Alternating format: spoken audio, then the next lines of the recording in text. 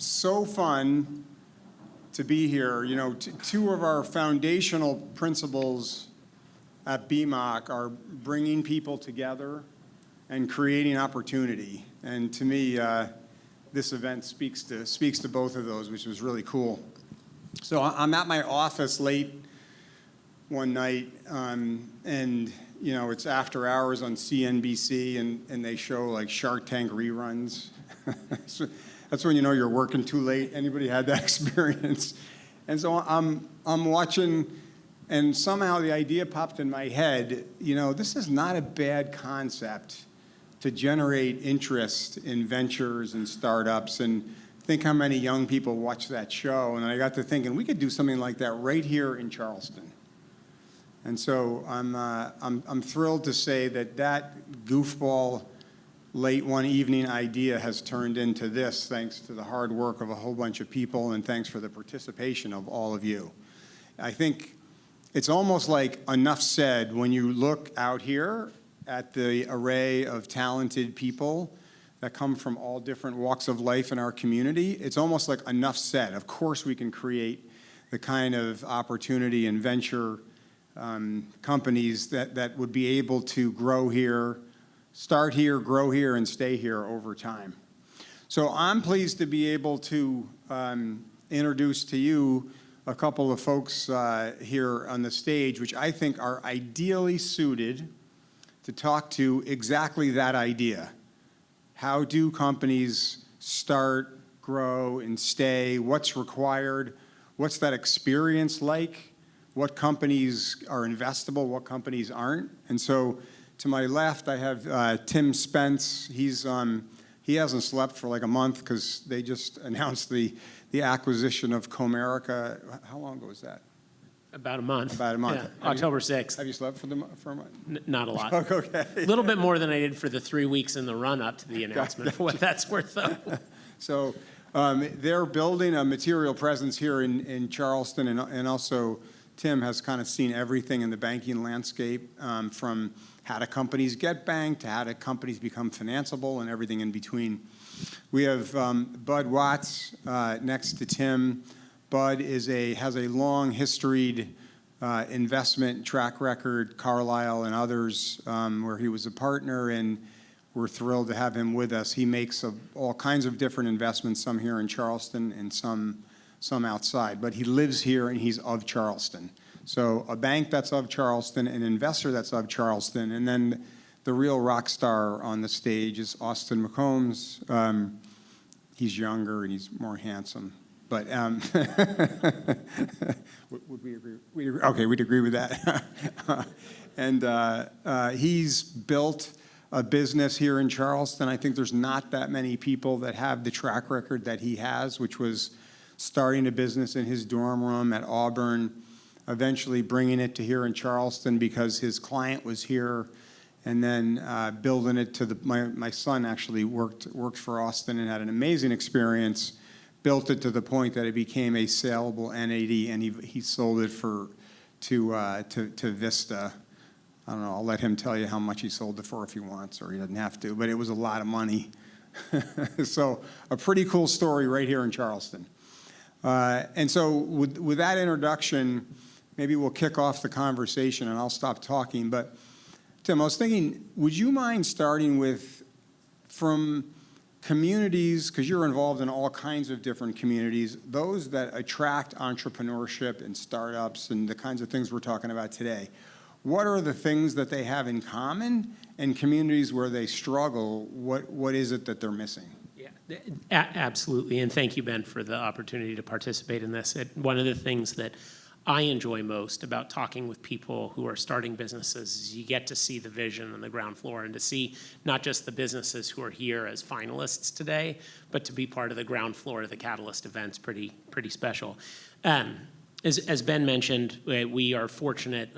We're post the acquisition of Comerica, we'll be the 9th largest bank in the U.S. and have, as a result, the opportunity to be part of 50 different communities across the Southeast and the Midwest and Texas.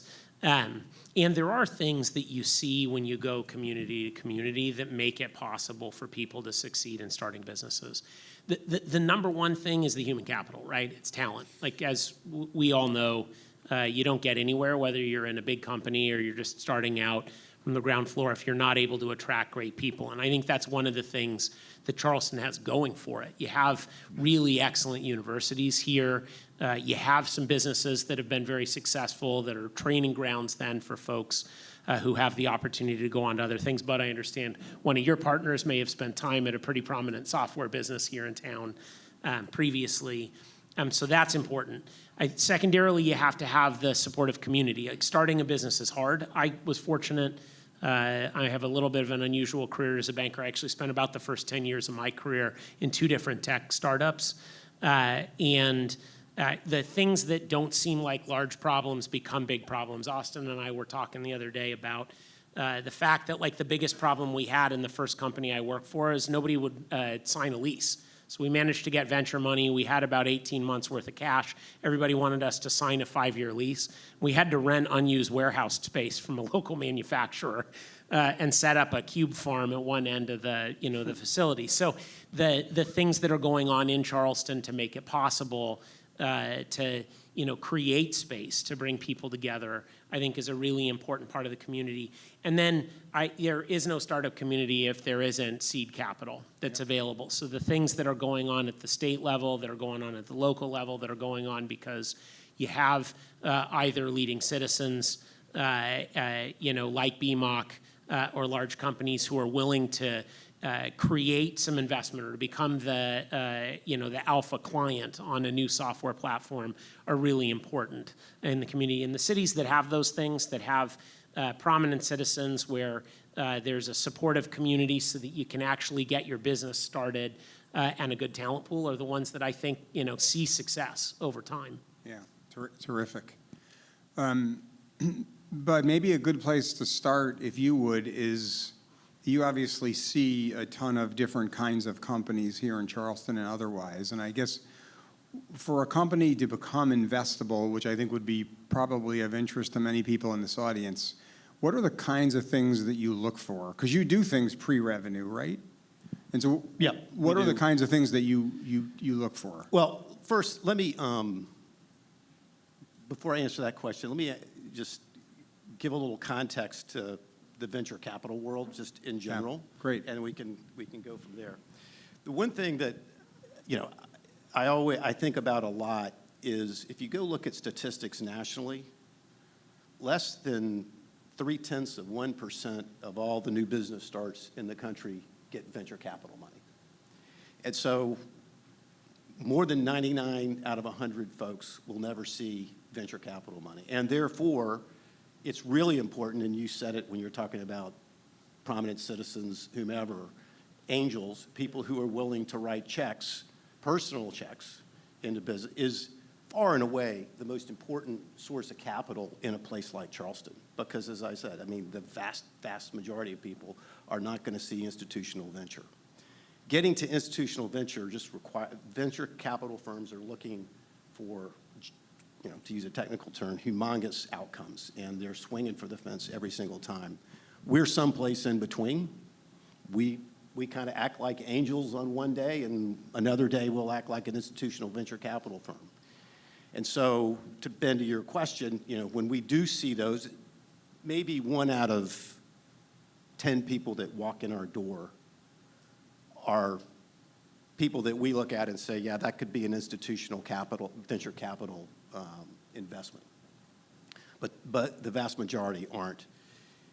And so we act like angels. I think we act like angels probably more than we do real venture. And we've got the luxury of just being private capital and not having institutions to answer to. But question, do you think that's an appropriate vetting system? Or in other words, all those companies that never get venture capital, do you think there's a big chunk of those that actually should, but just don't never find their way there, or that's an appropriate vetting system? I think it's just given the needs of the institutional capital, venture capital market, I think it's appropriate. And it's changing, and we can talk a little bit. It's moving right now even further away from what I would call Main Street, just as with the advent of AI. It'll come back, but but it's moving further away. But, and I guess the best way to say that, oftentimes I will hear, you know, people crying in their beers saying, we don't have any venture capital firms here, we can't do this, we can't do that.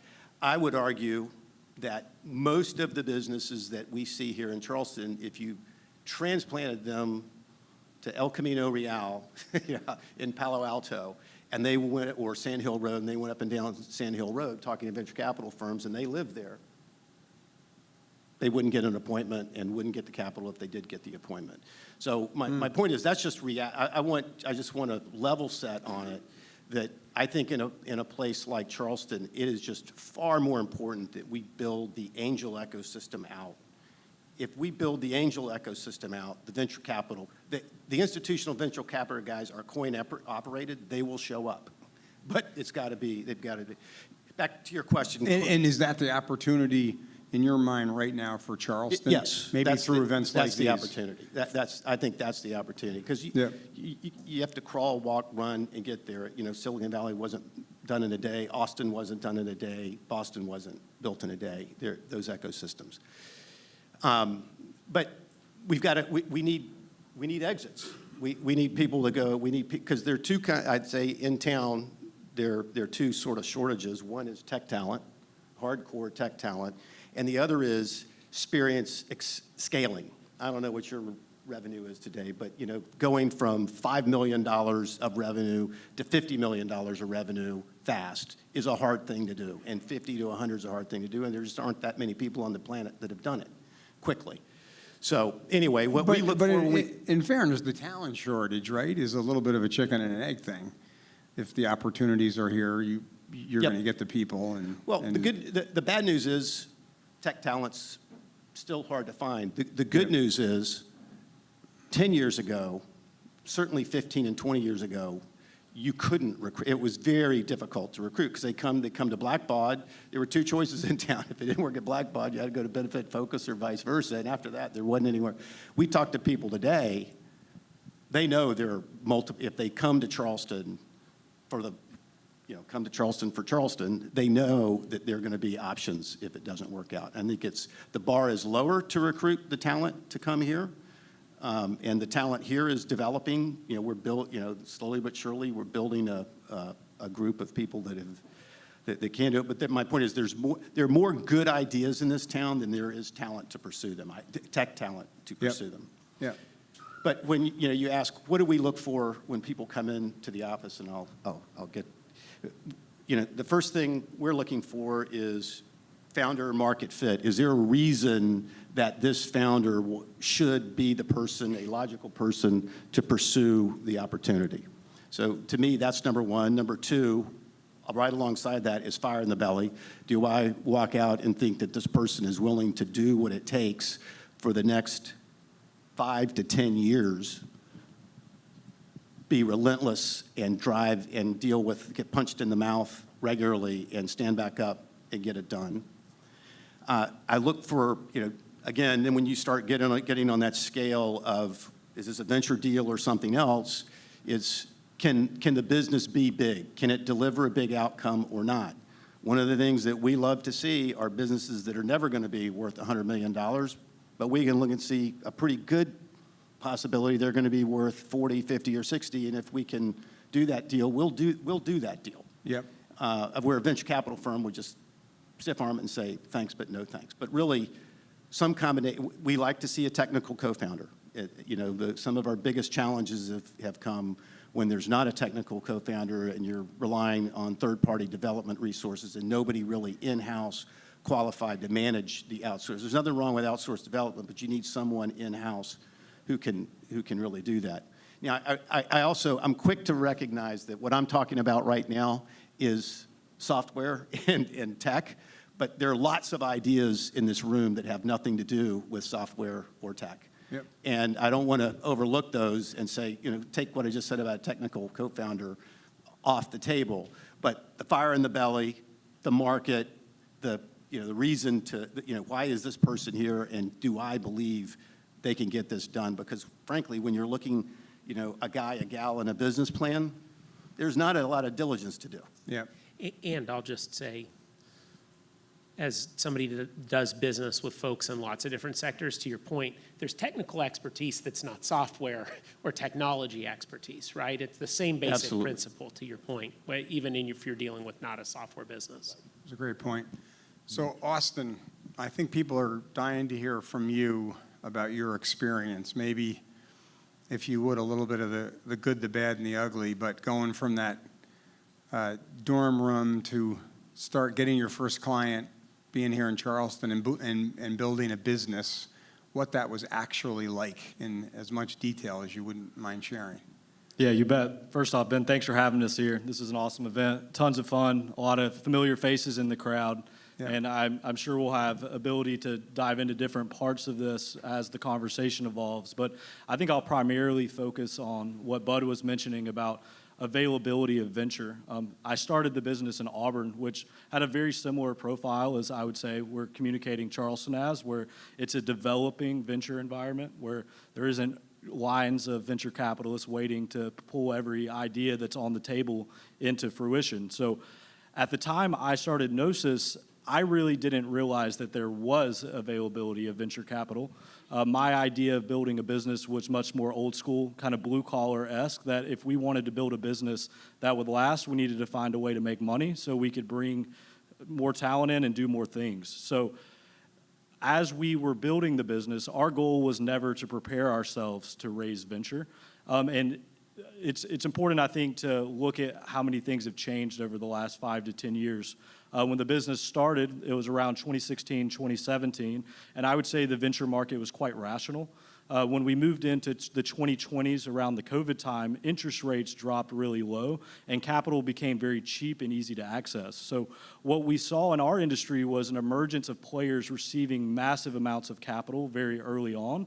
Because we had taken the road less traveled on that, we decided that we were going to use the kind of our approach as a differentiator to say, hey, if you want to work with a Silicon Valley hyper-growth, multi-funding rounds before product market fit, there's plenty of those guys. Our industry was somewhat old school, and we leaned into, we're building things the right way. We come to office 8 to 5. We wear long sleeves and pants. And our way of playing the venture game was to say, we are not in that churn and burn of the venture world, and you can trust that we're going to be here in the future. So my point of saying that is, one, to reflect on some of my experience, but also to say that there are multiple ways to navigate the venture world. I think it's also very much dependent on what the market is like. If you were looking at starting a business in 2020, 2021, capital was in abundance. And I think the advantage that capital could provide you at that time, just due to the sheer nature of how much was available, created significant competitive advantages.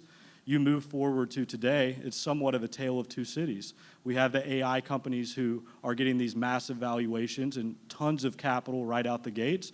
But then the companies that are going after more niche, non-sexy problems, it's hard to raise capital right now. And I think the competitive landscape is tough. And I think businesses are having to look at how do we build our businesses without capital or pivot to AI. So I think what I'm looking at today, and when I'm talking to other founders who are looking at kicking off their business now, I think there's an interesting alignment with what the industry is driving versus what I think the industry will revert well to in the future, which is you got to build a business that makes sense. The idea is that hyper-growth, raise capital at all costs, and growth being the only orientation for a business. I think those days of the low interest rate environments are somewhat over. And now investors are looking at what is the most likely company that can make it without needing to raise a lot of venture. And I think that's an exciting paradigm shift because that's really always the way I've looked at business. So just something you said touched a nerve for me. Did you take as much capital as you could get or just as much as you needed, like just enough? So until we did the majority recap with Vista, we had bootstrapped the business entirely and funded our growth by revenue from our customers. I think that's really important, right? And that's definitely the road less traveled in venture-backed companies. And I know why I think that, but I'm curious, so why? Why'd you make that choice? I think candidly, it was more out of necessity than out of proper strategy. There weren't exactly venture capitalists lined up on the streets trying to throw a check to a small town Alabama kid building an international logistics startup that he had never worked in the industry of. So I think there was a dynamic of we survived by necessity, and in doing that, we built muscle memory and a brand that revolved around doing it the old school way, which we found in our industry our customers resonated with. They didn't want to work with a furniture company in High Point, North Carolina, isn't that excited about a Silicon Valley company telling them that they can run their businesses better than them. So for us, we had a humble approach that was comfortable to our type of customers, and we ended up leaning into that and, quite frankly, avoiding raising capital as long as we could because it became part of our brand. Go ahead. And dilution. Yeah, I think that's a really interesting point, and it's sort of counterintuitive. Like so I spent a period of time in, again, venture-backed tech companies, both of them software businesses, where we were burning cash on an ongoing basis, but because the revenue growth was pretty good, you could go out and get more. But the fact that you were burning cash and that you had to demonstrate that you made progress in a measured way was like a built-in discipline mechanism for ensuring that we were doing the things to get the product market fit right, to make the product scalable, to get the unit economics to be positive and get the growth. And I live in a world now where like the business is inherently profitable and we generate several $billion in cash on an annual basis. And one of the big challenges I have for the things that we start inside Fifth Third is creating that same amount of discipline.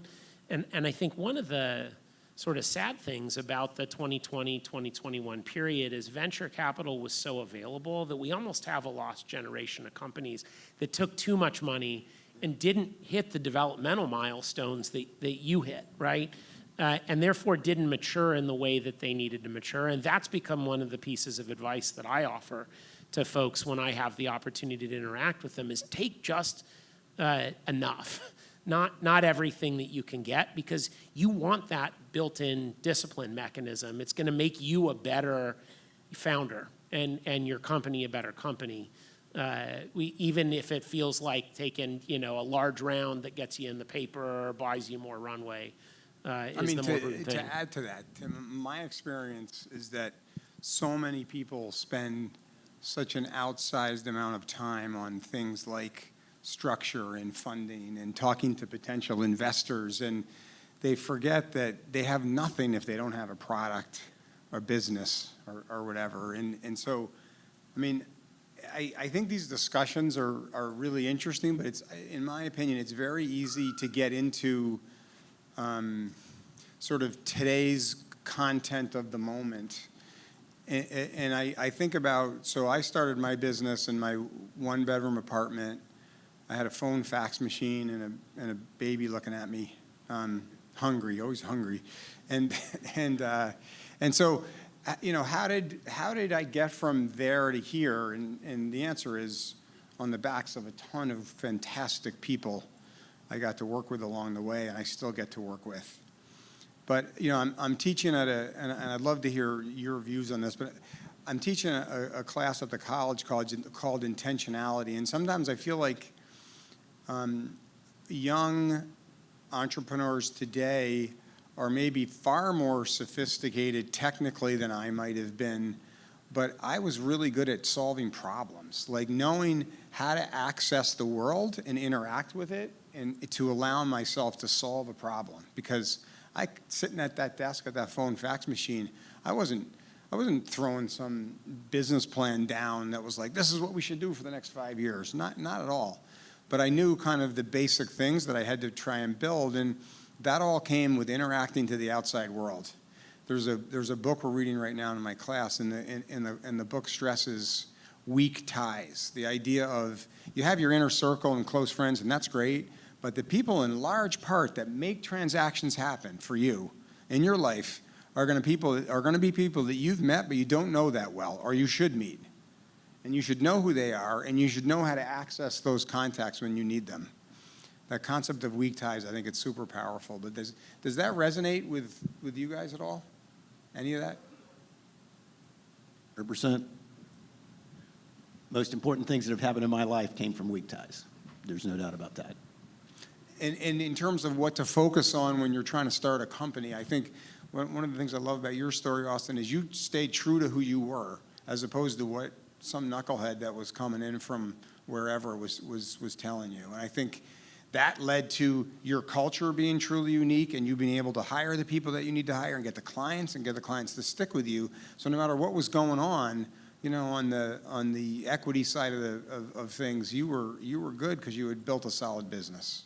Absolutely. And I think to Tim's point, to kind of drive the two conversations together, I think it's also interesting to see how personality types of different venture environments form.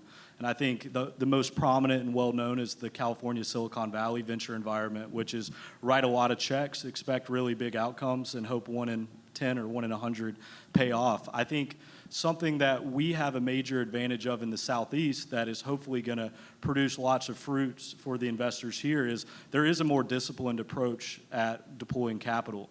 I think to founders in the space who read Twitter and these headlines of Silicon Valley capital coming into their business, sometimes they see that as a negative, but I think long-term, more disciplined capital, usually less capital, is one of the biggest advantages your business can have if you're able to get where you need to go with it. Of course, there's some businesses that require massive amounts of capital to get over their initial hurdle, but I think most businesses need less capital than they think, because in the early days, it's not about building perfect processes and systems. It's about building the culture, like you mentioned, and finding a real problem and building the muscle memory that it takes to navigate your market and bring the thing to life. So I think too much capital can be dilutive of that muscle memory being built. And I think companies in the Southeast, as painful as it may be, are building better businesses because the venture environment's a bit more disciplined. I love that. I think capital ties your hands to going down a path, whether you think it's right. Once you get more information and knowledge 6 months, 1 year from now, you're kind of stuck to that path because you have the ball and chain of that capital. Versus how many businesses have we all seen where they started one place, completely pivoted, and that was the business? Or it might have been even the second pivot where that was the business that they really ought to be in. One of the things that I've seen that I always shake my head at is I think there are a lot of people that have pursued venture capital, and certainly large rounds of venture capital, not because they necessarily absolutely had to have it, but it was a form of social validation. You know, as I've said before, I don't recall very many people popping champagne corks when they closed on a loan from the bank. Most people maybe go, the banker. Most people go, oh my gosh, I got to pay this back.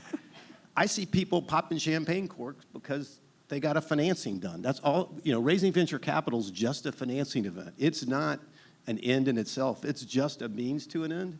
And I think that I've definitely seen, you know, more than my fair share of examples where they made a mistake. And the venture firm made a mistake because I think the founder was chasing the money for, in part, the wrong reason. I think that point, and Ben, the point you made about the product is really important. Like, and this, by the way, is true in most of our personal lives. Like, I give a talk every summer when we bring in our new class of leadership development folks. We hire a couple hundred folks across the footprint into leadership programs. And I get up in front of them, and I love to call them, like, what do you think you're going to be doing in 10 years, and 10 years, and 10 years? And the one certain thing, when you're done asking that question, is none of the folks will be doing what they thought they were going to be doing in 10 years, right? And I tell them all the time, like, you're going to spend, most of us spend 40 years working. Spend 10 years figuring out where the intersection of what you're good at and what you're passionate about is, right? It's such an important message. Yep. But I think sometimes, in part because the clock feels like it's running, to your point, you commit too early, right? Or you try to get it right out of the gate. Like, if you're going to build a great business, it's going to endure for a long time. And there's nothing wrong with spending 2, 3, 4, 5 years figuring out how to make the business system work, right? Figuring out what the problem is. What's the real problem? How do you solve it completely? And then figuring out what the right way to monetize that is so that it works for the customer, the value gets shared between the customer and you as a company, and then how to operationalize it so that you can grow it. That to your point, I don't know if it should be 98% of companies aren't venture funded or 97, but my guess is 9 out of 10 businesses should definitely not be venture funded at any point, in time. And so figuring out what the real need is, how to deliver that solution, being empirical, like being in the market and just trying things until you can find Austin, something is that it works. fair to say, because I know a little bit about your company, because as I said, my son worked there, but your selling point for bringing talent in was really culture. Isn't that true? Absolutely, and I think Tim hit a good point that I think I'll bring together of why our culture evolved. But I'll start with sharing something that I share with most emerging founders, which is your biggest competitive advantage when you're starting is that you can do things that don't scale, and the advice is do things that don't scale. I think an additional issue that was created with the massive amount of capital that came in the 2020 to 2023 period is a lot of late stage investors came down into seed stage and started teaching businesses how to start a business like it's a $100 million business, misunderstanding the fact the reason why small companies win is because they can do things that the big companies can't. Yep. So I think there became this obsession with being attractive to investors that was predicated with this terrible word that has plagued our industry called scalability. The idea is if you want to build a great company, you need to make it look like a big company when it's small. And in my opinion, you couldn't receive worse advice. The reason you can beat the big players is because you're able to spend more time with a customer. You're able to spend a few engineers to sit in their office. You're able to deploy a custom module for a customer because they requested it to get their buy-in. Those are things that the big incumbents can't do. And when the small companies try to look like a hyperscale, scalable system from the get-go, they take away the very advantage that has helped small companies take market share since the beginning of businesses being built. So I think, to Tim's point, I think that's an important one to look at, which is do things dirty, make it messy, get your hands dirty, particularly where it's with customers, and good things will come out of that, which will lead to your question, Ben. Our competitive advantage is absolutely our culture. And our culture became what it was because we were able to attract really young, hungry people to want to work at Gnosis. So why did that happen? Was it because we had yoga balls and Rubik's Cubes in the office? Absolutely not. The reason that we were able to attract that talent is because we gave them an environment that offered high agency to them. Because we weren't focused on making perfect systems and focusing everything on scalability, we were able to bring a lot of really smart people into the same room, give them a very big problem to work on, and take away the rule book of what it meant to go after that. And what it created was a culture that our team was very involved. They're getting to speak to customers every day. We're doing tons of things that don't scale. But the positive trade-off was we built a business that everyone is very ingrained and felt part of the story and didn't feel like they were part of an assembly line. You're sort of touching on this too, and it's the dangers of outsourcing for small companies for all the same reasons that you just said. You get out there and do a ton of outsourcing, and all the learnings that you get, you don't get them, and you almost by definition become average. And I've seen a lot of small companies that, we're going to outsource this, and this. It's like, wait, that's your secret sauce. You'll at best be average if you do that. So same reasons. All right, we have not too much longer left, so we have a few questions from our esteemed audience. Appreciate you guys putting them in. Maybe I'll start with, we touched on culture. And Tim, you'll have some good thoughts on this. What are the keys to building a culture that performs and lasts? I think you have to be clear about who you are and who you're not, right? One of the downsides, you talked about just being out and making weak ties, is like there are a lot of great things that have come out of Web 2.0, but the denigration of terms like connection and friend and otherwise that used to mean something that they just don't mean anymore, it is one of them. I think one of the others is people too often try to appeal to everybody, right? You go for the addressable market when you're doing your business plan, or you think about how do I attract the broadest possible talent pool, and that's the wrong thing because you don't need the broadest possible talent pool. You need the right people who are going to be committed to what you're about. So I encourage people, and we certainly do this inside our own company, to be very clear about what you believe, even if you know that some of the things that you believe are going to be a little bit unpopular. Like, we are big believers at Fifth Third that we're successful when we work together. And they just, human beings have been running in packs for tens of thousands of years. We were not going to be believers in remote work as a model. And so we made the decision to be very clear about that at the height of the war for talent, the quiet quitting, the things that were the narratives in the media. And people told us we were crazy. Like, I had board members tell me, I can't believe that you're doing this. You're never going to get a software engineer again. We did get software engineers. We just got people who wanted to be collaborative and work together. Yep. And so I think that's a big part of it. Is strong cultures by definition are not for everybody, and that's okay. Yeah, love it. Bud, maybe you take this one on. How do you approach risk, and how do you know when to take a leap versus when to hold back?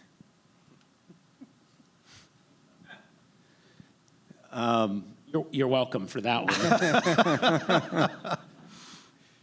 Look, risk is a part of the business. If you're not going to take risk, you shouldn't be allocating capital anywhere. No risk, no return. Look, I view my job every day is to weigh those two things, weigh risk and reward, and try to find a sweet spot. Is the juice going to be worth the squeeze at the end of the day?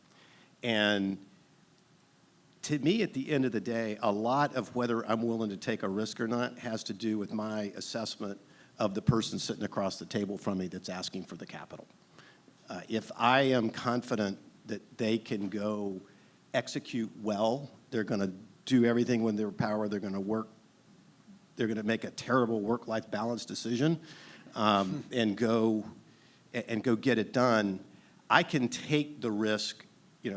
I can get comfortable with the risk of, is the market right, is all those things. But the hardest risk I think, is assessing the person across from me, and that's what we spend a ton of time doing, is trying to understand.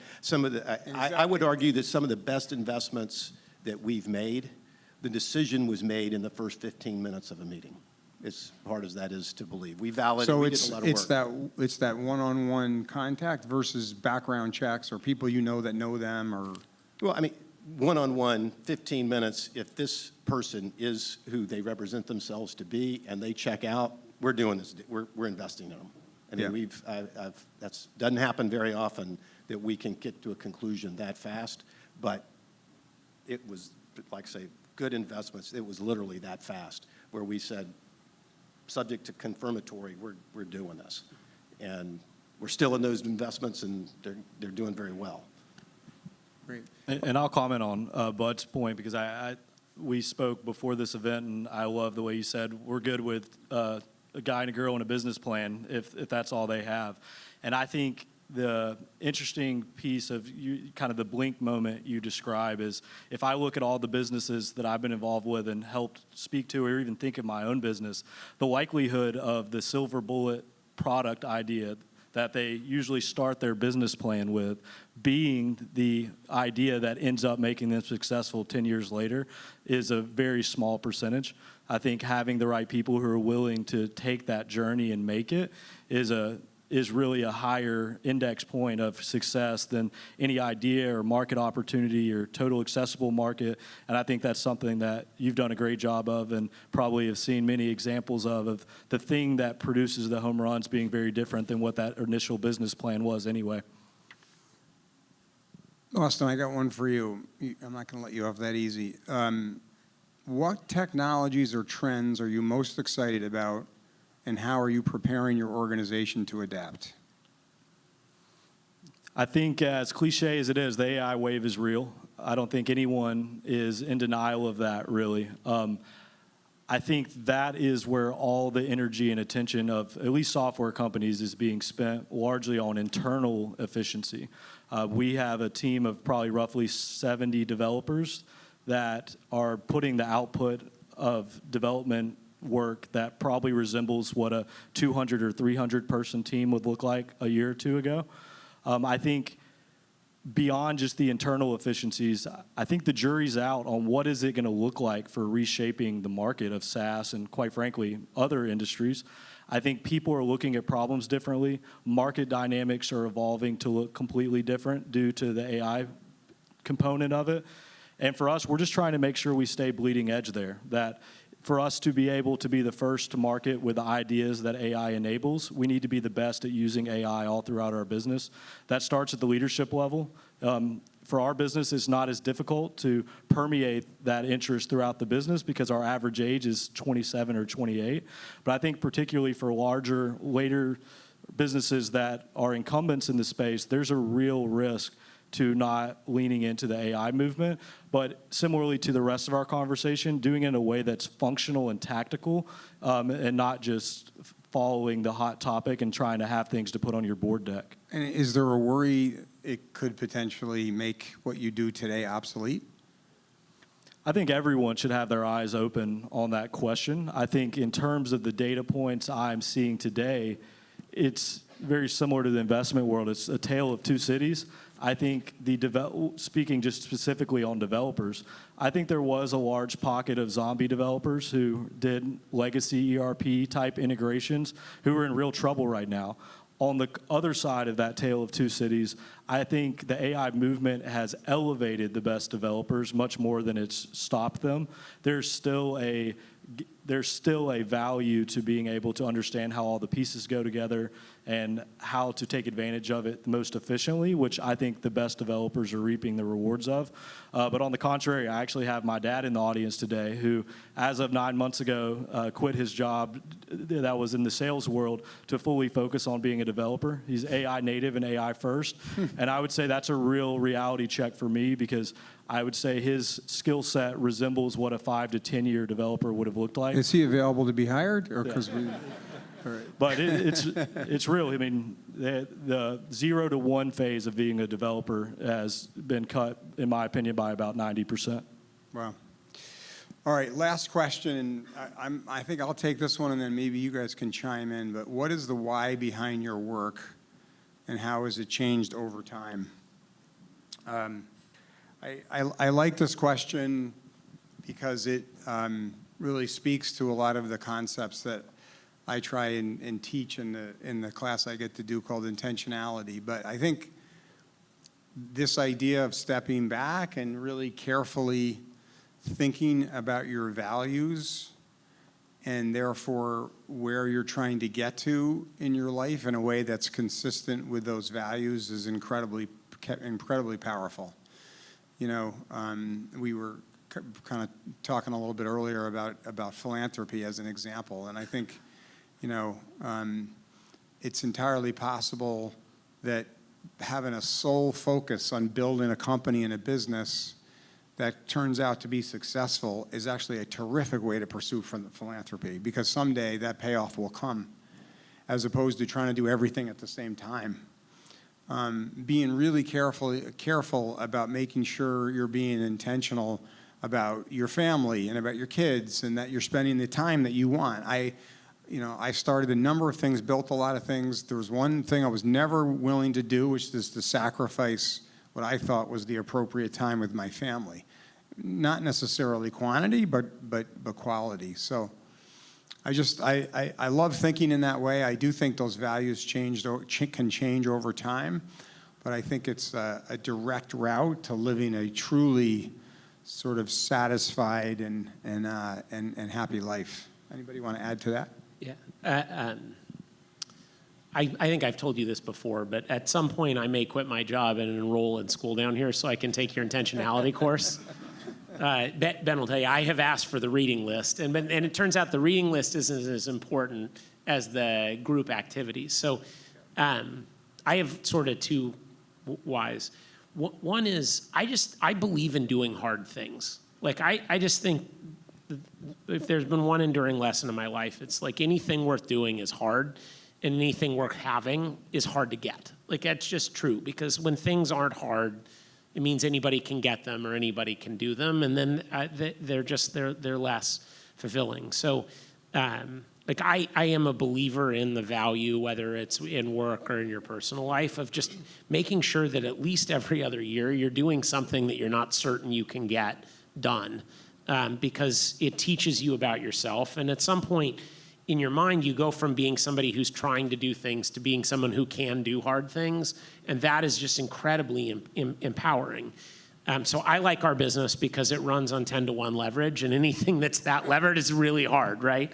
The other thing I love about it is I think it's important to make money, because when you make money as a company, you can solve all sorts of problems. Like if the product isn't good enough, you can invest in the product. If you're having a difficult time attracting and retaining people, you can improve the quality of the benefits. The cash flow allows you to do things to generate growth, or investors, or invest in systems that allow you to get more profitable and otherwise. But you don't want that to be the end outcome. And what I love about our business is, short of being a doctor or an educator, there aren't that many things that you can do to have an impact on the place that you live.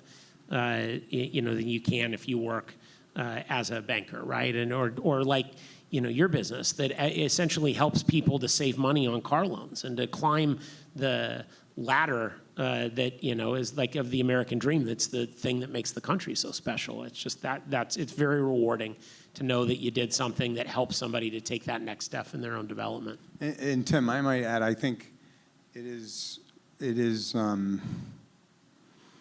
a responsibility that people like us must bear to push and work to make certain that the American dream still is alive and well. And frankly, doing this is part of that. We have to be part of creating opportunity for young people so they're excited about something to get up for, that they see the next opportunity, they see the next thing. It doesn't have to take a ton of capital or whatever. And any assistance that we can give to create that landscape of opportunity, I think is absolutely, it's a absolute priority in my view, for our community. But anything you want to add? Fun, family, and philanthropy. I've spent the last 30 years of my life helping people, facilitating people in the realization of that American dream that you're talking about. And there is not much more that's more fun than being Agreed. a part of that when it happens. Today, back in the old days, I was never the oldest guy in the room. Now I'm always the oldest guy in the room. I'm the oldest guy in the room by decades, and it keeps me young, and I love it. And to watch young entrepreneurs start that journey and certainly realize the dream at the end of the day is just very fulfilling to me. And then at the end of the day, I like to do my part to give back. A family's taken care of. Philanthropy is important to me. I spend a lot of time on it. Austin, you want to finish us up? Yeah, I think a lot of reasons why, and I think there's different levels of kind of what level of altitude you're at looking down at that. But a more lower altitude why for me was I found myself a bit ticked off when I was 21, 22 years old. The narrative of our generation was frequently, this is the participation trophy generation. How are they going to come in and actually fit into the workforce? And this is going to be a big letdown of the next generation coming in. At the same time, I found myself thinking about getting a job and looking at the jobs available and not seeing anything that was very exciting for me. So my why was to create that environment that made young people want to come to work and prove to the rest of the generations that our generation isn't, in fact, a participation trophy generation, that we're quite capable. We can deliver disproportionate results, but it requires rethinking the way work needs to look like, not rethinking the way that we grew up to think. And I think for me, that why was critically important, and it feels really good. And I think the reason our company has had success is because we didn't try to follow the playbook of the generations before us. We built it from scratch, and as an article put it, we did it without parental supervision, and the results speak for themselves. Well done. Love that. That's it.